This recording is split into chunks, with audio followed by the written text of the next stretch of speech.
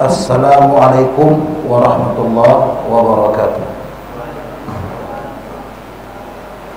Alhamdulillah, wassalatu wassalamu ala rasulillah wa ala alihi wa sahbihi wa mawala. Wa qul ja'al haqqu wa zahaqal batil innal batila kana zahuqa. La yatakallamuna illa man adhina lahu rahman wa qala shawab. Bapak Ibu sidang jemaah Majelis Ilmu Maghrib yang dirahmati Allah, mari sebelum kita mengkaji atau mengaji, kita niatkan bismillahirrahmanirrahim. Apa yang kita lakukan ini menjadi amal jariah bagi kita semua. Amin. Saya ingin membahas malam ini sesuai yang dibaca oleh imam tadi.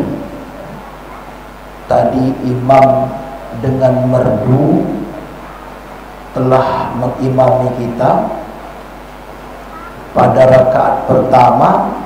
Apa yang dibaca tadi?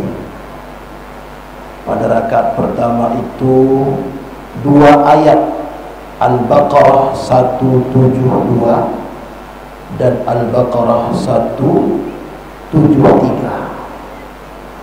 Rakaat kedua surat Al-Ma'un. Mari kita bahas. Tadi rakaat pertama imam kita membaca surat Al-Baqarah. Ini namanya surat Al-Baqarah. Ini surat Al-Baqarah ini yang memberi nama itu sahabat Abu Bakar Siddiq. Jadi Bapak Ibu, surat-surat dalam Al-Quran itu ada yang memberi namanya Allah langsung, ada yang memberi namanya Nabi, ada yang memberi namanya sahabat. Makanya ada satu surat itu yang namanya sampai 20. Namanya sampai 20. Ambil contoh surat Al-Fatihah. Surat Al-Fatihah itu namanya sampai 26 nama. Yang terkenal 3. Al-Fatihah, Sab'ul Mathani, yang ketiga Ummul Quran. Cuma 3. Tapi surat Al-Fatihah itu namanya banyak, 26. Ada yang menamakan Al-Fatihah itu namanya surat Ar-Ruqiyah. Surat Ar-Ruqiyah. Pernah Bapak Ibu mendengar Ruqiyah? Kalau Ruqiyah itu untuk apa itu? Hah? Untuk apa Ruqiyah? Untuk orang kesurupan. Ya, Ar-Ruqiyah. Ruqiyah itu artinya mantra. Surat Al-Fatihah itu ada namanya surat, nama lainnya surat Ar-Ruqiyah. Ada namanya surat Asy-Syafi. Asy-Syafi itu artinya penyembuh. Surat penyembuh. Karena Nabi itu sering mengobati orang pakai surat Al-Fatihah. Di antaranya adalah obat sakit gigi. Dalam riwayat, Nabi pernah mengobati sahabat yang giginya berlubang pakai surat Al-Fatihah. Ada sahabat sakit gigi, disuruh oleh Nabi untuk menggigit ini, apa namanya, jempol. Digigit oleh sahabat, dibacakan oleh Nabi surat Al-Fatihah. Sembuh. Saya waktu kecil itu pernah dipraktekkan oleh bapak. Itu kecil saya suka makan coklat, sakit gigi, praktekkan, berkurang. Ini surat Asy-Syafi. Jadi ada yang menamakan Allah, ada yang menamakan Nabi, ada yang memberi namanya sahabat. Al-Baqarah ini namanya banyak. Ada yang memberikan nama surat As-Sinam. As-Sinam itu artinya puncak. Kenapa As-Sinam? Al-Baqarah itu As-Sinam. Karena orang yang sudah paham dengan isi surat Al-Baqarah ini, keilmuannya sudah sampai puncak. Puncak. Profesor. Kopiah. DT profesor itu kopiah. Sudah sampai puncak keilmuannya. Karena begitu kayanya keilmuan dalam surat Al-Baqarah, maka disebut dengan As-Sinam. Jadi kalau Bapak Ibu paham dengan surat Al-Baqarah ini, udah lebih dari profesor. As-Sinam. Karena semua jenis ilmu, semua jenis permasalahan ada dalam surat ini. As-Sinam. Ada yang menamakan dengan surat Al-Baqarah. Ini yang memberi namanya adalah Abu Bakar Siddiq. Kenapa? Al-Baqarah itu artinya sapi, karena di dalamnya ada cerita tentang sapi. Tentang sapi. Nah, Bapak Ibu, kita tidak akan masuk tentang sapi ini, ya. Kita akan masuk 2 ayat dari surat ini yang dibaca oleh Imam tadi. Ayat 172, 173. Mari kita baca dulu. A'udzubillahi minasyaitonirrajim. Ya ayyuhalladzina amanu kulu min thayyibati ma razaqnakum washkuru lillahi in kuntum iyyahu ta'budun. Innama harrama 'alaikumul maitata wad dama wa lahmal khinzir wa ma uhilla bihi li ghairillah faman ittarra ghaira baghin wa la 'adin fala isma 'alaihi innallaha ghafurur rahim. Ya betul. Ya itu yang dibaca oleh Imam. Wah, tanya Imam, wah. Benar ya? Iya betul. Kita terjemahkan dulu artinya sebelum kita masuk kepada pemahaman yang lebih dalam tentang ayat ini. Ya ayyuhalladzina amanu, hai orang-orang yang beriman, kulu, makanlah, min thayyibat, sebahagian yang baik-baik. Apa maksudnya ini? Sebahagian yang baik-baik. Ini nanti kita terangkan. Ma razaqnakum, yang telah kami rezekikan kepadamu. Jadi rezeki yang telah kami berikan kepadamu yang baik-baik itu sebahagian kamu makan. Ini artinya Bapak Ibu, ini kata ulama, kita kalau disuguhkan makanan itu tidak boleh dihabiskan semuanya. Pernah bagi orang cangkok bertamu ke rumah orang, disediakan makanan, habis semuanya. Ini etika dalam sajian makanan. Makanya kata Allah, min itu sebahagian. Jadi kalau disuguhkan makanan, jangan disuguhkan sebelah, sebahagian. Karena bisa jadi ada yang lain yang mau makan. Makanya Allah katakan min thayyibat. Ini sedikit dari rahasia Allah, kenapa Allah pakai makan sebahagian, bukan makan seluruhnya. Washkurulillah, dan bersyukurlah kepada Allah. In kuntum iyyahu ta'budun, jika kalian hanya menyembah kepadanya. Innama harrama 'alaikumul maitata, sesungguhnya diharamkan untukmu al-maitata, bangkai. wad dama, darah yang bagaimana ini nanti kita terangkan, walahmal khinzir, dan daging babi. Oh, daging babi haram, kulitnya tidak boleh. Nanti kita terangkan. Daging babi haram, kulitnya bagaimana?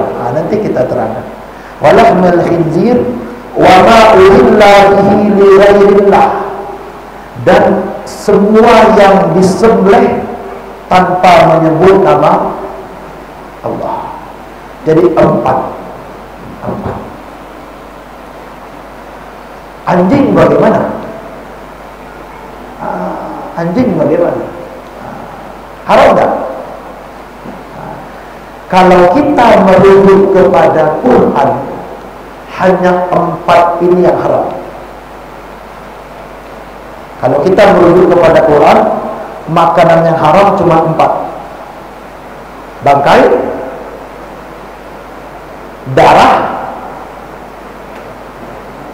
daging babi, dan yang disembelih tidak pakai nama Allah. Quran hanya mengharamkan yang empat ini. Yang lain, anjing bagaimana? Itu tidak ada dalam Quran, itu ada dalam hadis Rasulullah. Jadi bahaya kalau agama ini hanya Quran saja. Ini ada sekarang ini di Jawa Barat, ada majelis taklim ingkarus sunnah. Dia Quran saja, hadis ini tidak penting. Bahaya. Ini daging anjing tidak ada dalam Quran. Jadi beragama itu patokannya dua: Quran, hadis. Karena ada yang tidak ada dalam Quran, ada dalam hadis. Ada dalam Quran yang tidak jelas, nanti dijelaskan oleh hadis. Bangkai laut boleh tak? Bangkai laut boleh tak? Ini bangkai, dijelaskan oleh hadis. Jadi beragama itu pakai Quran, pakai hadis. Kita lanjutkan terjemahannya. Faman ittara ghaira baghin, kalau terpaksa obat, tidak ada ubek lagi, ubeknya ikut. Yang terpaksa ghaira baghin, dia tidak menghendakinya, tapi karena terpaksa.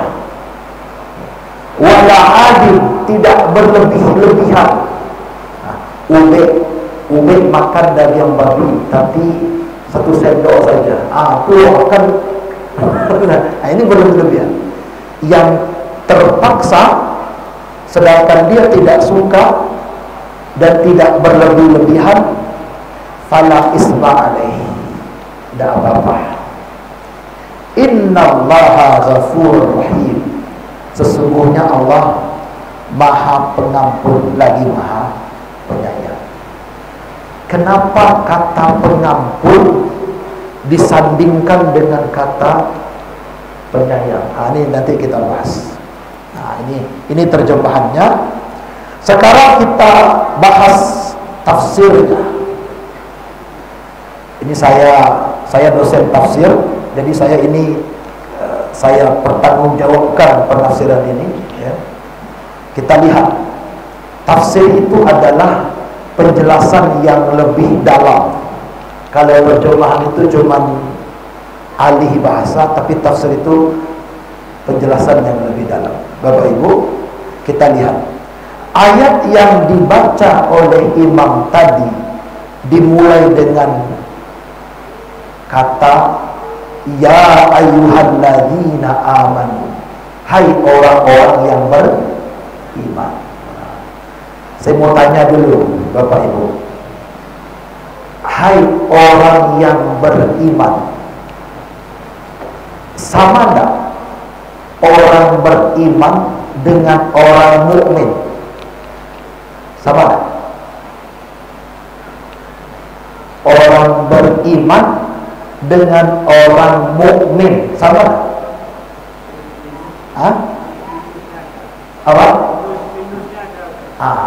beda, artinya beda.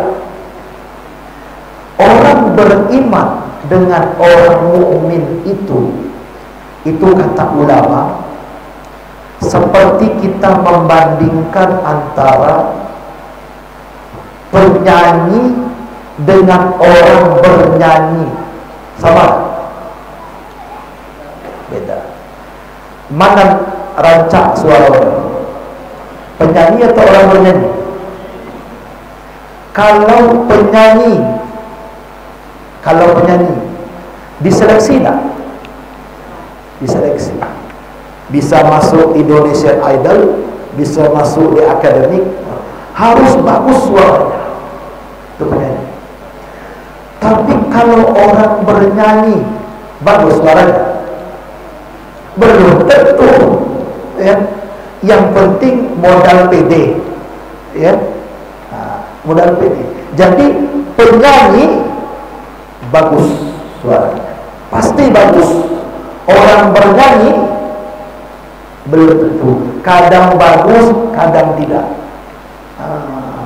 Tergantung nyanyi yang dibawakannya. Kalau nyanyinya nadanya pendek, kalau nada tinggi, ya, misalnya nada David Istanbul, ya, 1000 sampai 46, itu kan tinggi itu udah tahu. Penyanyi itu orang mukmin. Orang bernyanyi itu orang beriman. Bisa lihat beda kan?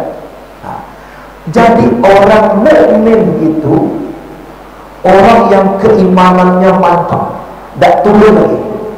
Mukmin. Kalau orang yang beriman itu seperti orang bernyanyi, kadang naik, kadang turun. Orang beriman itu orang yang keimanannya kadang rajin ke masjid, kadang timbul balik. Benar tak? Seperti itu kita. Benar tak?